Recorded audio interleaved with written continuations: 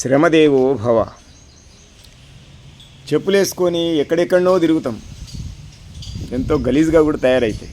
అట్లాంటి వాటిని ఎంత బాగా తయారు చేసిస్తారు మనకు మోచీలు, చెప్పులు కుట్టేవాళ్ళు.